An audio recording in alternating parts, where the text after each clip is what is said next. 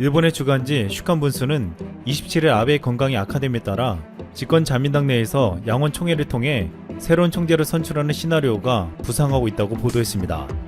그런데 중요한 것은 이시바 전 간사장이 포스트 아베로 여론조사에서 선두를 달리고 있지만 아베는 후계자로 스가 장관을 내정해 놓았다는 것입니다.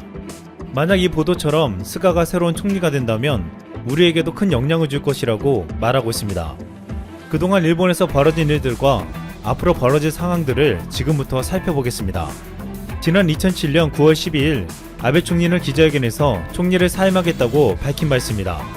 2차 대전 후 최연소 총리로서 취임한 지 약 1년 만이었습니다. 당시 아베 총리는 17살 때부터 난치병으로 규정되어 있는 궤양성 대장염이 심각해져 전격 사임했습니다. 그때도 아베의 지지율은 바닥을 쳤고 엄청난 스트레스로 인해 하루에도 수십 번씩 화장실을 들락날락 해야 할 정도로 문제가 많았다고 했습니다. 이 때문에 총리에서 물러나면서 아베는 건강 상태가 계속 악화돼 자신의 의지 관철에 기초가 되는 체력의 한계를 느꼈다고 털어놨습니다. 2007년 9월에는 아베 총리가 사임 의사를 표명하자 집권 자민당은 즉각 총재 선거 준비에 돌입했습니다. 의원 내각제를 채택하고 있는 일본에서는 집권 여당의 총재가 총리직에 오르기 때문입니다. 지난 2007년에는 새로운 총리를 선출하는 2주 동안 임시 총리는 없었습니다. 하지만 이번에 만약 아베 총리가 사임한다면 아소다로 부총리 겸 재무상이 임시 총리를 맡는 것으로 예정되어 있습니다. 지난해 11월 내각 출범 후 첫 가기에서 아베 총리는 자신의 임시 대리로 아소 부총리를 지명했기 때문입니다. 하지만 예상과 다르게 스가 관방장관이 후임으로 거론되고 있습니다. 얼마 전 한 대만 뉴스에서는 아베가 8월 24일 사임할 예정이라고 보도하기도 했습니다. 며칠 전 일본 언론에서는 아베가 8월 31일에 사임할 것이라고 추측하는 보도를 했는데 그것보다 일주일이나 빨랐습니다. 이제 28일에 입을 여는 아베가 사임할지 안 할지 귀추가 주목되고 있습니다. 지금까지 일본 정계에서는 아베 후임은 아베밖에 없다는 게 정설이었습니다. 집권 자민당 총재 임기를 사연임 12년으로 바뀐 뒤 아베 정권을 연장하는 주장도 상당했습니다. 하지만 아베는 또다시 스트레스 앞에 건강이 무너졌습니다. 최근 추락하는 것은 나이가 없다는 말이 딱 들어맞을 정도로 아베 정권은 급격하게 망가졌습니다. 원래대로라면 도쿄올림픽이 성대하게 끝났을 시기로 일본의 경제가 살아나 다시금 전 세계에 우뚝 서는 한 해였습니다. 하지만 코로나19라는 역대급 바이러스 사태와 잇따라 터진 자연재해를 만났습니다. 일본의 경제는 무너져가고 지난해 한국에 했던 수출 규제도 예상치 못한 역습을 맞았습니다. 일본은 최근 확진자가 연일 1000명 안팎으로 나오면서 걷잡을 수 없는 상황이 되어가고 있습니다. 그런데 일본에서 아베의 건강이 나빠지고 제대로 리더십을 발휘하지 못하면서 이 정권 2인자가 폭주하고 있다는 보도가 나왔습니다. 최근 아베 정권에게 가장 이해하지 못하는 정책이 고투 트래블이었습니다. 많은 전문가들과 일본 국민들은 코로나가 확산되고 있는데 여행 장려 정책을 쓴다는 것이 이해가 가지 않았습니다. NHK가 공개한 데이터에 따르면 고투 트래블을 시행하기 이전 일주일 평균 신규 확진자는 556명이었는데 시행 일주일 뒤인 7월 29일부터 8월 4일 일주일간 평균 환자는 1316명으로 2.36배나 증가한 것으로 나타났습니다. 일본의 감염 확산 원흉으로 고투 트래블이 꼽히는 가운데 이 캠페인을 강행한 것은 스가 관방장관이라고 주간화사이가 20일 보도했습니다. 정권의 2인자라 불리는 스가 관방장관이 강력하게 주장에 강행했다는 것입니다. 고투 트래블 시행을 앞두고 아베 총리는 코로나 재확 산세로 인해 캠페인 진행을 사실상 포기하고 있었다고 주간 아사히는 전했습니다. 하지만 예정대로 시행할 것을 밀어붙인 건 스가 관방장관이었습니다. 코로나 대책 전문가회의인 분과회에 오미시게루 회장을 비롯해 도쿄도 의학협회의 오자키 하루 회장 등도 이를 말렸다고 했습니다. 하지만 스가 관방장관의 고집에 아베 총리는 어쩔 수 없이 들어줬고 수도권 제외 후 시행으로 결정했습니다. 그럼에도 스가 관방장관은 여기에도 만족하지 못했는지 도쿄만 제외를 주장했습니다. 주간 아사히는 이를 두고 스가의 폭주라는 표현까지 쓰며 비판했습니다. 그런데 지금까지 진행된 상황을 보면 스가가 왜 폭주했고 이것이 인정되고 있는지를 알 수 있습니다. 그동안 아베 정권에는 아베 최측근 이마이 다카의 비서관과 스가 요시히데 관방장관의 파워게임이 있었습니다. 둘 다 2012년 제2차 아베 내각 시기에 관저에 발탁되었습니다. 경제산업성 관료 출신인 이마이는 총리 대신 정책 담당 비서관, 스가는 관저의 2인자인 내각 관방부 장관직을 맡았습니다. 이 둘의 협업으로 전후 최대 최강의 관저 정치가 힘을 발휘하기 시작했습니다. 스가가 관방부의 책임자로서 컨트롤하고 각종 정책은 이마이 비서관이 주축이 되었습니다. 그런데 이건 어디까지나 평시 상황에서나 가능한 일이었습니다. 한국에 대한 수출 규제를 시작으로 최근 코로나 사태가 일어나면서 이 둘의 관계는 금이 가기 시작했습니다. 스가 관방장관이 반대했던 3월 2일 일제 휴교 조치가 발표되었습니다. 이것은 이마이 비서관의 작품이었습니다. 사실상 둘의 관계는 코로나 이전부터 깨졌다고 했습니다.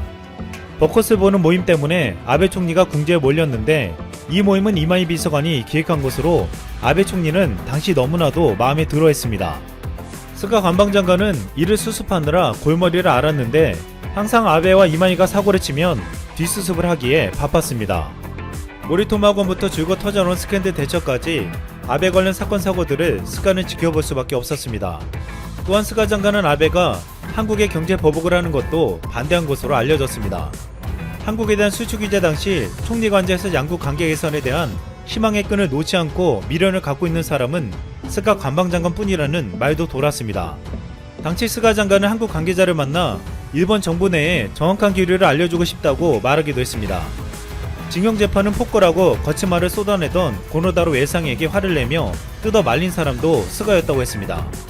한국에 대해 늘 감정적으로 반응하는 아베 총리를 제어하는 일도 그의 몫이었습니다. 과거 국회에서 강요들의 야스쿠니 참배가 뭐가 문제냐, 그 어떤 위협에도 굴하지 않는다며 흥분했던 아베에게 스가 장관이 따끔하게 주의를 준 에피소드도 있었습니다. 한국에 대해서 경제보복을 주도한 것은 아베의 오른팔이었던 이마이였습니다. 이마이 다카의 정무비서관은 아베의 절대적인 신임을 받으면서 외교 분야에서도 결정적인 조언을 하고 있었습니다. 지난해 요미우리 신문은 총리 관저 내의 최고 외교 사령탑인 야치쇼타로 국가안전보장부 국장이나 외무성 내 관료 최고위직인 사무차관 등과 대립할 경우 아베 총리가 늘 이마이의 손을 들어주고 있다고 분석했습니다.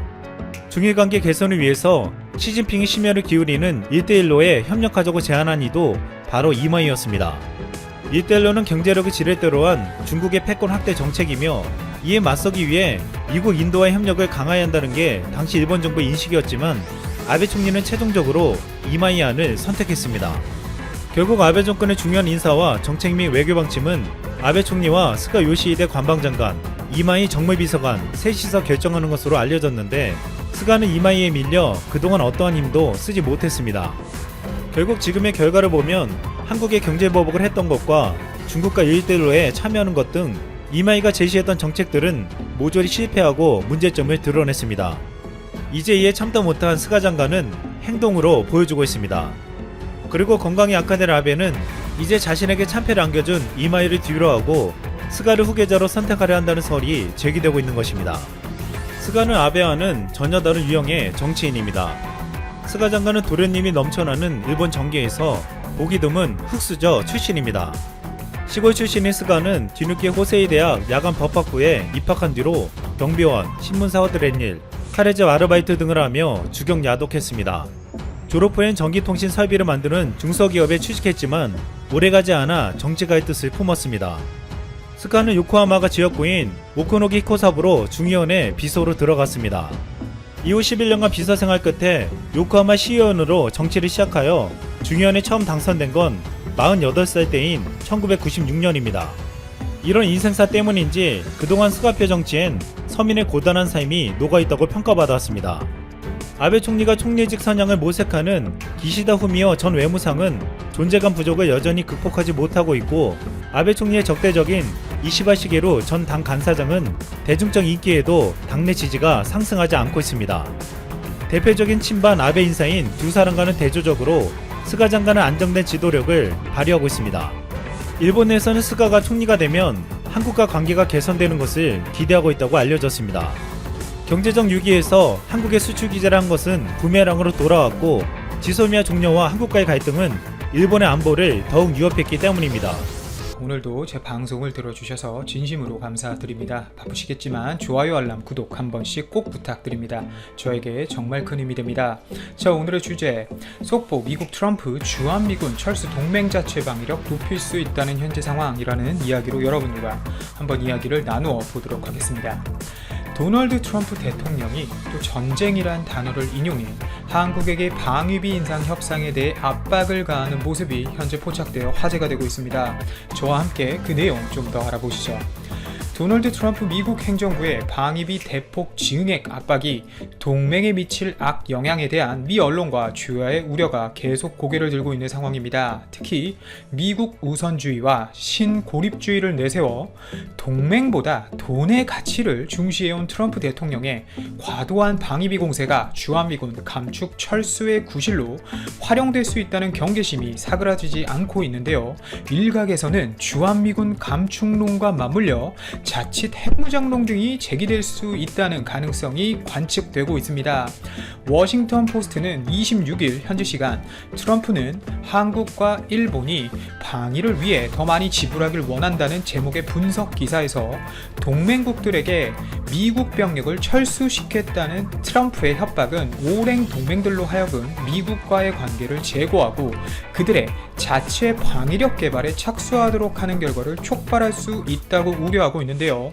결국 이는 핵 무장론 제기 가능성 등도 염두에 둔 것으로 보이고 있습니다. 하지만 이 방법은 즉 핵 무장론이겠죠. 미국의 경비 절감을 가져올 수는 있지만 동시에 다른 나라들의 영향을 미칠 수 있는 능력 또한 절하시킬 것이라면 그 결과는 보다 군사화된 세계와 국제적 분쟁 가능성에 증가할 것이라고 워싱턴 포스트는 지적하고 있는데요. 실제 방위비를 우리나라 국방력에 직접 투자를 매년 하게 된다면 우리나라의 해군, 공군, 육군의 기계화 및 전략화를 통해 주변 강대국들보다 더욱더 빠르게 군사력을 올릴 수 있다는 장점이 있는 반면 또 우리나라의 위치상 우리나라가 커지고 강력해지는 것을 원하지 않는 국가들이 너무 많기 때문에 지정학적 위험성도 분명 항상 따르고 있습니다. 이 워싱턴 포스트는 한국이 미국의 방위비 분담 요구에 응하지 않을 경우 미국 측이 주한미군 한개 여단을 철수하는 방안을 검토 중이라는 언론 보도에 대해 국방부가 부인한 것을 거론하며 66년 한미동맹이 깊은 공경에 빠졌는가 라고 반문하고 있는데요. 자, 따지고 본다면 트럼프 대통령의 조치가 미국의 동맹 관계에 있어 중대한 결과를 가져올 수 있다며 이전 행정부들이 동맹들로 하여금 방위비에 돈을 더 많이 쓰도록 설득했다면 트럼프 대통령은 지난 70년간 이어져온 미국의 외교 정책과 극명한 괴리감을 보이는 거죠. 자, 그리고 숫자로 한번 따져볼까요? 2020년 회계연도를 기준으로 미 국방부의 미군 주둔 비용 추산액은 각각 일본 57억 달러, 한국 45억 달러이고 미국의 동맹들이 이미 상당한 기여를 하고 있는 만큼 타당한 이유가 있지 않은 한 트럼프 행정부의 급격한 방위비 인상 요구에 당연히 불만족스러울 수밖에 없는 상황인 거죠. 현재 트럼프의 이런 과도한 정책 방향은 즉 방위비 인상 요구가 동맹의 지도자들이 미국 파트너들에 대한 신뢰 의문을 유발, 안보 제공의 대안적 수단에 대해 탐색하도록 하는 결과를 낳을 수밖에 없는 상황인 것입니다. 자, 방위비 무임승차론에 대한 이야기도 사실 많이 나오고 있는데 무임승차론에 대해서도 방위비 분담과 미군 배치에 대한 분석 결과 더 많은 미군이 주둔할수록 해당 국가에 의한 방위비 지출은 더 적다는 상관관계가 나타난다고 미국 언론에서 이야기하고 있죠. 결국 돈 내란 상황인데 그런데 따지고 본다면 주한미군을 우리나라에게 주둔을 시킴으로써 미국은 그 대가로 더 큰 영향력을 갖게 된 것은 팩트입니다.